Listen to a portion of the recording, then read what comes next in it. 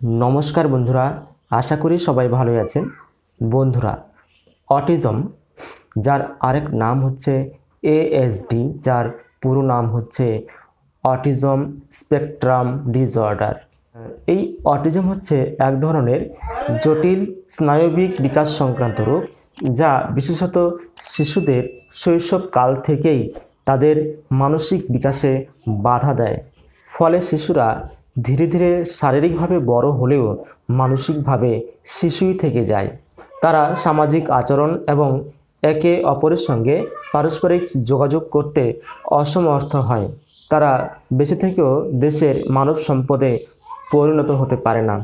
এই অটিজমের প্রভাব তাদের সারা জীবন ধরে বহন করে চলতে হয়। একটা শিশু অটিজমে আক্রান্ত কিনা বা আপনার বাড়ির সন্তান, আপনার নিজের সন্তান অটিজমে আক্রান্ত হয়েছে কিনা আপনি বুঝবেন কি করে? শিশুরা অটিজমে আক্রান্ত হলে কি কি প্রাথমিক লক্ষণ বা সিমটমস প্রকাশ পায়, যে সিমটমসগুলি বা যে লক্ষণগুলি আগে থেকে জানতে পারলে বা কোনো শিশুর মধ্যে দেখতে পেলে দেরি না করে আপনারা চটজলদি চিকিৎসার ব্যবস্থা করতে পারবেন। তো চলুন সেই অটিজম আক্রান্ত শিশুর সিমটমসগুলি বা প্রাথমিক লক্ষণগুলি আমরা জেনে নেওয়ার চেষ্টা করি। কোনো শিশু যদি অটিজমে আক্রান্ত হয় তাহলে সে অযথা হাসবে, কোনো কারণ ছাড়াই হাসবে। হাসির কোনো কারণ বা কোনো ঘটনা না ঘটলেও সে নিজে নিজেই অযথা হাসবে। অটিজম আক্রান্ত বাচ্চারা কোনো কিছুকেই ভয় পায় না, তারা বিপদ সম্পর্কে ওয়াকিবহাল নয়, তারা বিপদ বোঝে না, ভয় বোঝে না।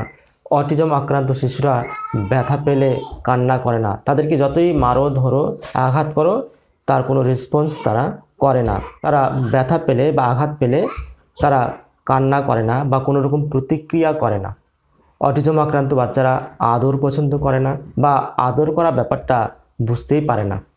তারা অসংলগ্নভাবে একই কাজ বারবার করে, একই খেলা বারবার ঘুরে ফিরে খেলে।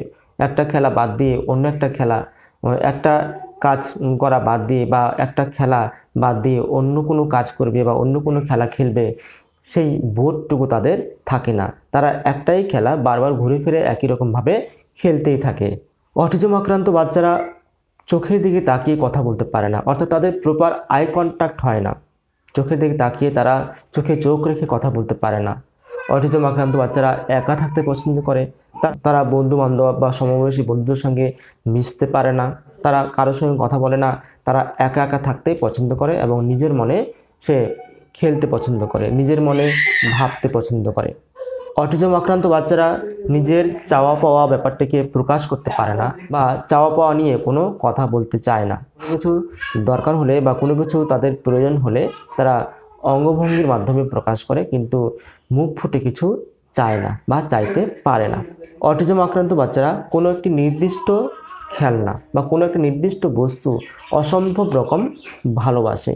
সেই জিনিসটা যদি তাদের কাছ থেকে কেড়ে নেওয়া হয় বা নিয়ে নেওয়া হয়, তারা তার প্রতিক্রিয়া করে।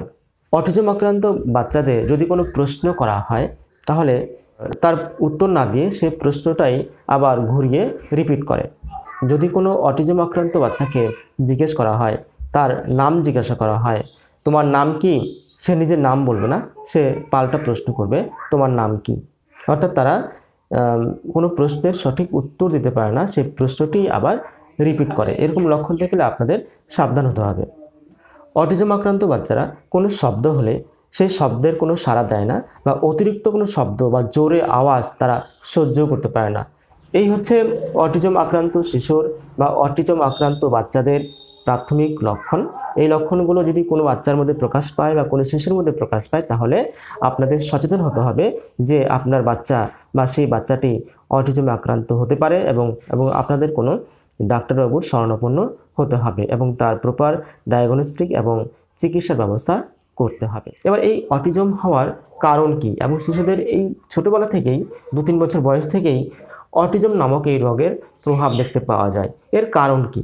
চলুন আমরা কারণও জেনে নেওয়ার চেষ্টা করি। প্রথম যে কারণ, যেটা বেশিরভাগ ক্ষেত্রে মনে হয়, সেই কারণটি হচ্ছে আননোন, অর্থাৎ সঠিক কারণ জানা যায় না। তবে এর কিছু নির্দিষ্ট কারণ থাকতে পারে, যেমন জেনেটিক হতে পারে, অর্থাৎ বংশে যদি কারো থেকে থাকে, অটিজমের সমস্যা থেকে থাকে বংশে, তাহলে সেই বংশে যে কোনো ছেলে মেয়েদের কিন্তু অটিজমের সমস্যা দেখা দিতে পারে।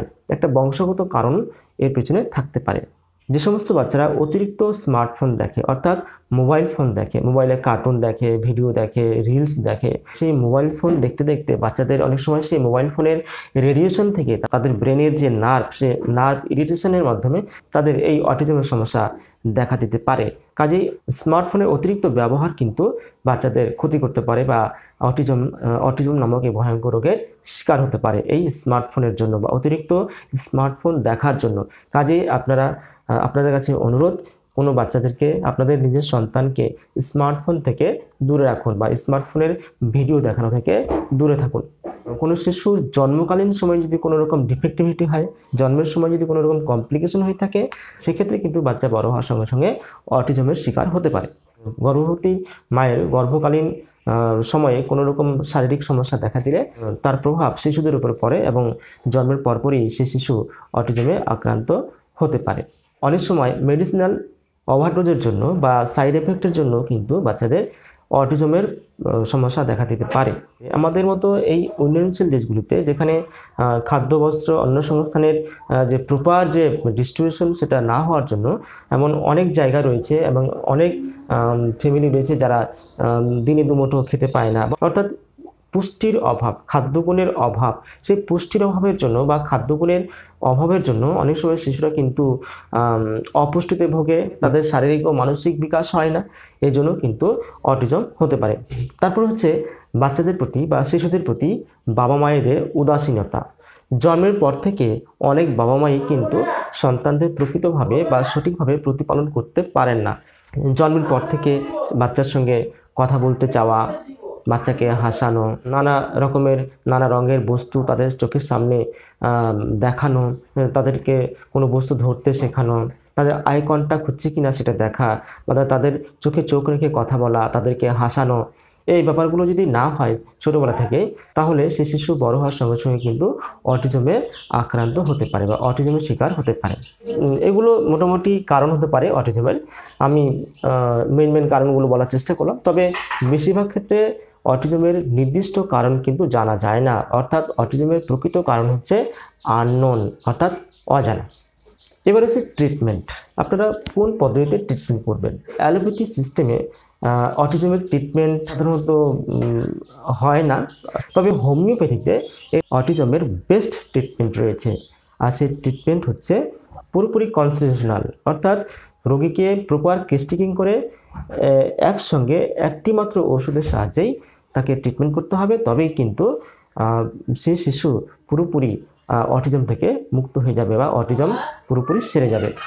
এই অটিজমের ক্ষেত্রে যে মেডিসিনগুলো সবথেকে ভালো রেজাল্ট দিয়ে থাকে বা রেজাল্ট দিয়েছে, সেই মেডিসিনগুলোর মধ্যে প্রথম মেডিসিন হচ্ছে স্ট্র্যামোনিয়াম, দ্বিতীয় মেডিসিন হচ্ছে ক্যালকেরিয়া কার, তৃতীয় মেডিসিন হচ্ছে ফসফরাস, চতুর্থ মেডিসিন হচ্ছে ট্যারেন্টুলা হিস্পেনিয়া। এই চারটি মেডিসিনের কথা আমি বললাম, মেডিসিন আরও অনেক রয়েছে। কোনো মেডিসিনই কিন্তু অনুমানে বাচ্চাদের কিন্তু দেওয়া যাবে না। বাচ্চাদের এই মেডিসিনগুলো দিতে গেলে প্রপার কেস্টিকিং করে যেই মেডিসিনের সিমটমস বাচ্চাদের মধ্যে বেশি প্রকাশ পাবে, সেই মেডিসিনটি কিন্তু বাচ্চাদেরকে দিতে হবে, সেই মেডিসিনই কিন্তু সিলেকশন করতে হবে এবং সেই মেডিসিনেই অটিজম পুরোপুরি সেরে যাবে। তো কাজেই অটিজমের চিকিৎসা বাড়িতে নিজে নিজে করবেন না, আপনার নিকটবর্তী যে ভালো হোমিওপ্যাথি ডক্টর রয়েছে, সেই হোমিওপ্যাথি ডক্টরের কাছে আপনারা যান। সেই ডক্টর হতে পারে ক্লাসিক্যাল হোমিওপ্যাথি, অর্থাৎ যিনি একসঙ্গে একটি মাত্র ওষুধ দিয়ে চিকিৎসা করেন, অর্থাৎ ক্লাসিক্যাল হোমিওপ্যাথ। সেই ক্লাসিক্যাল হোমিওপ্যাথের কাছে আপনারা অ্যাপ্রোচ করুন এবং তার কাছে সমস্ত ডিটেলস, অর্থাৎ সমস্ত সিমটমস তিনি যা যা জিজ্ঞাসা করবেন, প্রপার কেস্টিকিং করবেন, সেই প্রপার কেস্টিকিং করতে সাহায্য করুন এবং তিনি আপনার বাচ্চার জন্য সঠিক মেডিসিনটি সিলেকশন করে দেবেন। চাইলে আপনারা আমার সঙ্গে যোগাযোগ করতে পারেন। আমার কন্ট্যাক্ট নাম্বার এই ভিডিওর ডেসক্রিপশনে দেওয়া থাকবে, সেখান থেকে আপনারা চাইলে আমাকে সরাসরি ফোন করতে পারেন, অথবা ওই নম্বরই হোয়াটসঅ্যাপ রয়েছে, আপনারা হোয়াটসঅ্যাপ করে আপনার ডিটেলস আমাকে জানান, আমি চেষ্টা করব সঠিক মেডিসিনটি বলে দেওয়ার। তো আজকের ভিডিওটি আপনাদের কেমন লাগলো? আশা করি আপনাদের ভিডিওটি ভালো লেগেছে। যদি এই ভিডিওটি আপনাদের ভালো লেগে থাকে তাহলে ভিডিওতে একটি লাইক করে দেবেন, আর চ্যানেলে নতুন হয়ে থাকলে চ্যানেলটিকে সাবস্ক্রাইব করে দেবেন। তো আজকের মতো এখানে শেষ করছি। আপনারা অনেক অনেক ভালো থাকবেন। বাই।